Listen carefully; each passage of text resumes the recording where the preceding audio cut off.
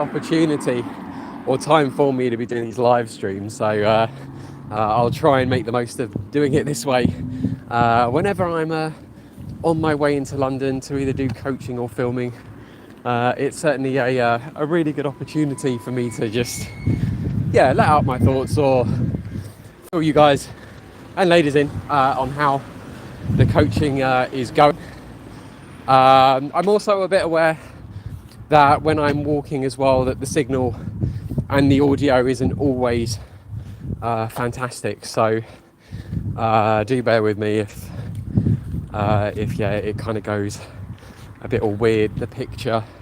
Not that you're missing anything. I mean, you're kind of like having the camera looking up my nose, so it's not like there's anything dramatic to be seen, as long as you can kind of hear my voice to the best of what my internet connection's ability can do, then that is absolutely fine. So just bear with me, and just focus on the audio than the video. So yesterday I had my kind of official first day of coaching with my client who's flown over from America. He used to be friends, and he was also a client of Johnny's.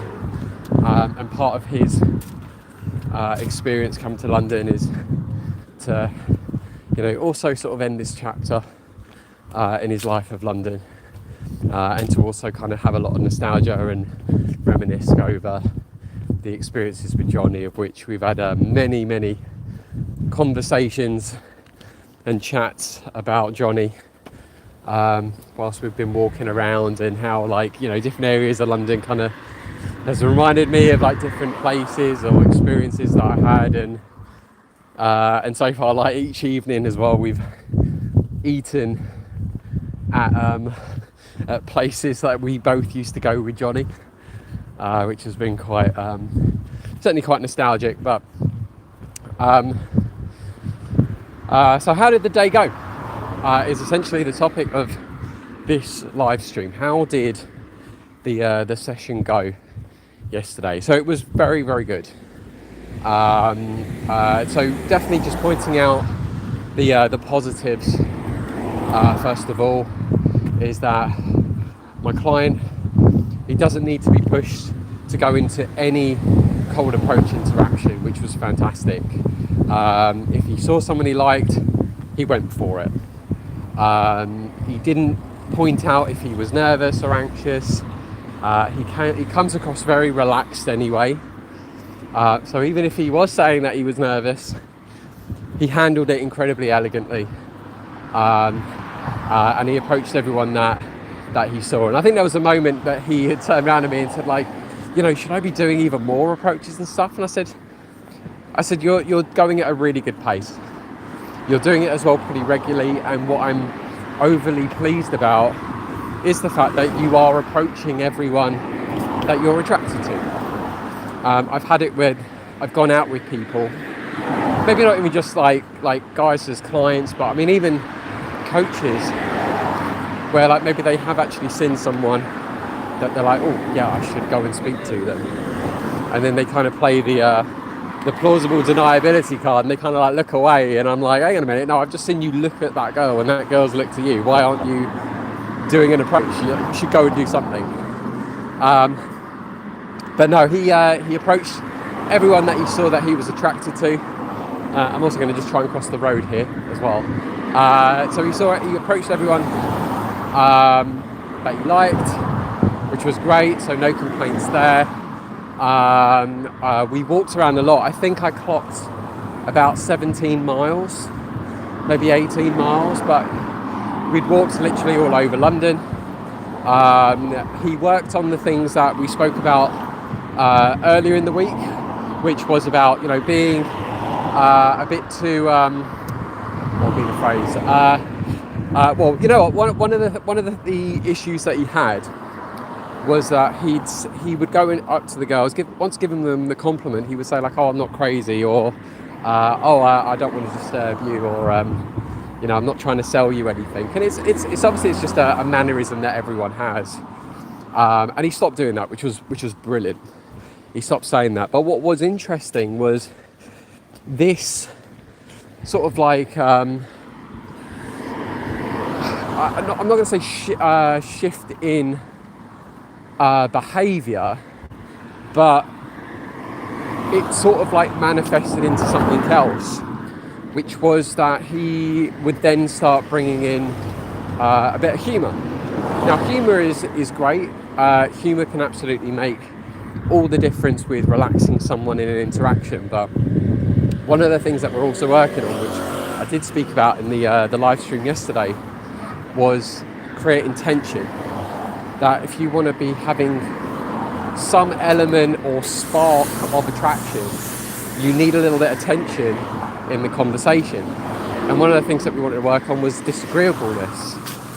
But he was diffusing the bit of tension that he was creating with humour. And the joke that kept on coming up was like when the girls were saying, like, oh, what are you doing in London? He was saying, oh, I'm looking to marry a nice English girl to take her back to America, maybe put her in my suitcase and take her back and stuff. And, you know, it was tongue-in-cheek, it was funny. He's got a great dry sense of humour. Definitely reminds me of Johnny a little bit as well. But the thing was, though, is that it was also kind of like buzz-killing the interaction, because it was kind of like delivering something that was not quite ready to be delivered. I just had a voice message from a girl come through. So because of that, I could already see and hear in the interactions that the girls were like, okay, well, I've got to go now, but it was really nice chatting to you. You know, and it was just kind of like diffusing. And another statement that he was making was like asking the girls, almost as like the second or third sentence when speaking to them, is like, how old are you? And he was almost disqualifying himself if there was an age gap between him and the girl. And I pointed out to him, like, look, you've got to look, you're approaching women that you're attracted to, and obviously within reason of age as well. I said, you've got to leave it to that moment, or leave it to her to decide if she doesn't want to pursue the conversation with you, because you're going over still very respectfully. You're being very honest about your interest in her, which I love. I'm all about the authenticity. And you're having a conversation. You're having a good conversation. We had a couple of great conversations. But as soon as he was asking oh, how old are you? He's instantly just ruling himself out, like, oh, I'm too old for you. No, I'm sorry, have a good day. And it's like, oh, but she was having a nice conversation with you. Why did you say that? You've literally just ejected yourself out of it. So that was the one issue. And then the other one was about the marriage thing. And I said to him, like I said, that might be also killing your opportunity. That as much as it's great to, you know, bring in humour, I need you to be sitting in tension. I need you to just feel that little bit of uncomfortableness. And, you know, and I mentioned it yesterday, there's nothing, not talking about anything crazy with the tension, but just a little bit, just enough that tells the other person, like, you know, I'm okay to sit in a bit of discomfort, and actually a little bit of discomfort is actually kind of sexy. I'm comfortable in it. And I pointed out, you know, women need a little bit of an emotional roller coaster to build attraction, and tension is kind of like the spark from like a match being struck against a box. You need a little bit of friction to get attraction started. Otherwise, you're literally just not doing anything. You're just literally holding the match in the matchbox. You need a little bit of friction. So today what we're going to do is we're going to just carry on working on this thing. It was good that he worked on making some changes, but as per expected, that would manifest into slightly different things, or manifest in slightly different ways in a conversation. It's then just working on those hurdles, and you just kind of just keep nudging on track. I know I'm using very metaphorical phrases here, but it's just a nudging nudging those little errors back on track until it starts making sense. So what we'll do is we're gonna I'm gonna make sure that he doesn't bring in this marriage joke or humour thing. And if he's watching, it's just because I want you to be sitting in tension. I want you to just get used to it, get comfortable in it, because that is what's going to create that sexual tension between you and the girl. And then that is what's going to kind of pull you out of that friend zone sort of vibe.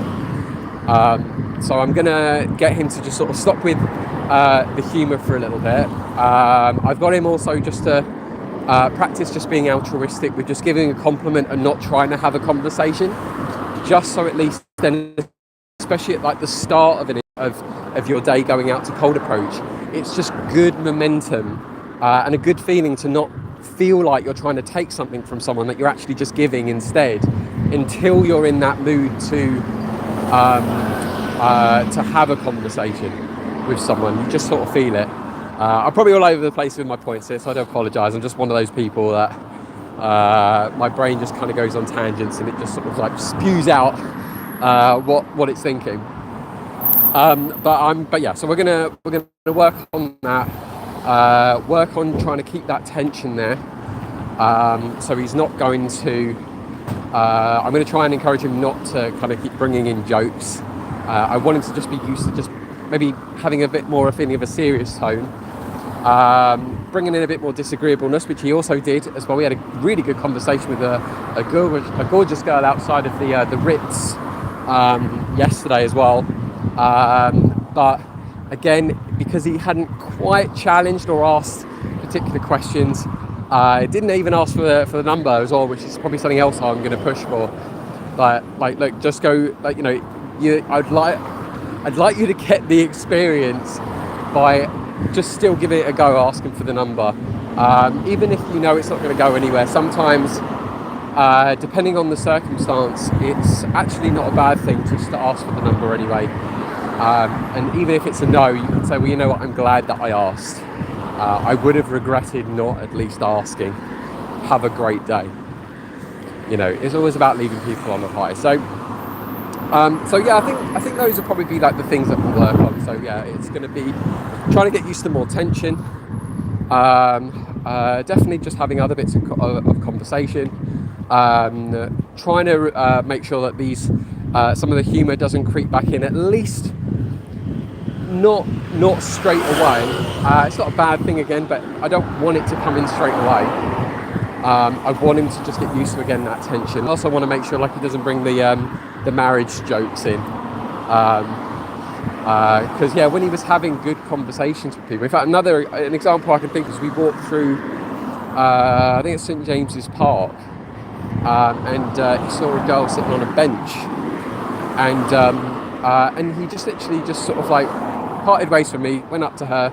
It's a really busy area as well, and he just asked her what book are you reading? I'm a teacher or whatever, and I'm just kind of curious. So it was just interesting, just how natural of a flow of a conversation he had there, and I think when he's having just normal conversations with people, it's almost then very natural to then bring in oh, by the way, you're really cute. You are really cute. So we're going to try a few different things, see how it goes. But no, overall, yesterday was a really good day. And then today we're going to do another 5 hours of cold approach coaching in London. So we're going to kind of mix it up. We did a lot of central yesterday. And I don't want to necessarily over repeat it today, because otherwise it gets a little bit too repetitive when you're just literally walking laps around the same roads over and over again. So I think it's healthy just to mix it up and experience something a little bit different. So we're going to go some other areas today, which I won't reveal in case people start going okay, I'm going to go there. I'm going to try and see if I can see Daniel there. Let's do it. So no, we're going to go to a few different places, and then hopefully it also gives some experience of talking to people who are walking faster, walking slower, busier areas, quieter areas, people who might have headphones on and stuff. you know, it's always a lottery anyway, but it'll be just interesting to see what we get as we walk through some of these other areas, and then we'll kind of like finish up again later in the evening.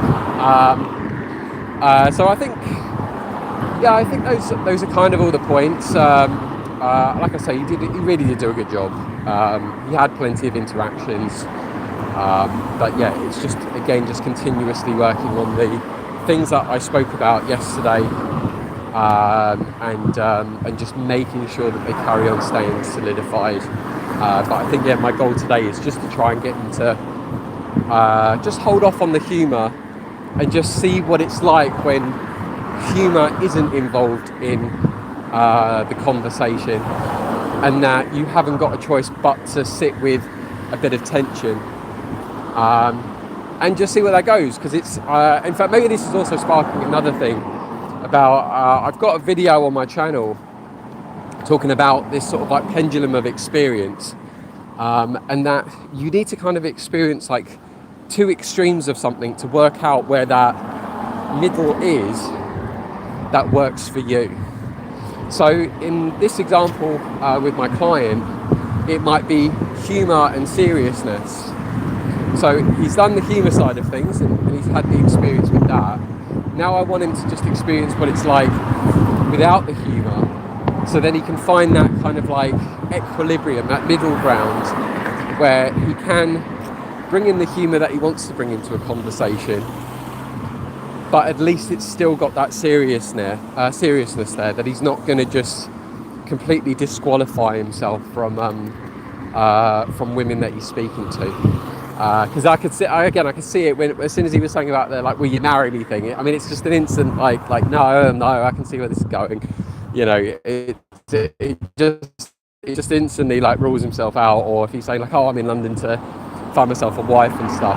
You know, bear in mind, you are a complete stranger when you're meeting someone, and now you're saying like, oh, I've come to speak to you because there's a possibility that you could be my wife. And you know, Londoners are a little bit funny. Some might get it, but if you say it in a quirky way, but otherwise if you say it too seriously, sometimes people are like, oh, hang on a minute, are you being serious? You actually are like in London, you want to get yourself a wife.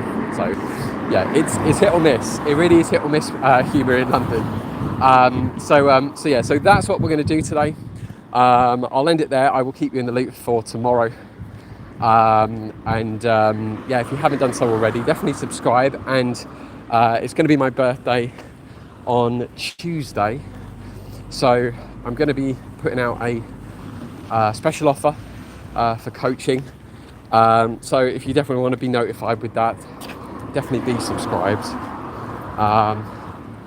If you want to find out, if you want to find out what the offer is, definitely just keep following the channel, and you'll be notified. I've got an offer that I think will be really, really nice for people, and it'll make a nice little birthday present for me, because I really enjoy being able to go out into London and cold approaching with people, and I don't mind, genuinely, I don't mind like giving people the discount if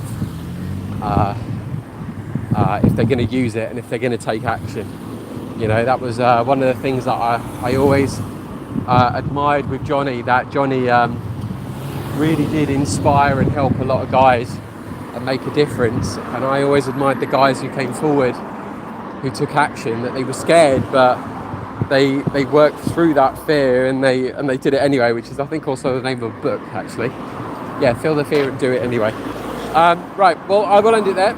Do subscribe. I will keep you posted of the special offer on Tuesday, and I'll also let you guys know tomorrow how my client got on today, as we then kind of again walk around other areas of London, we'll see how he does, and if he carries on having those nudges on track, we're getting a good result. So right, enough waffling from me. Enjoy the rest of your day, guys.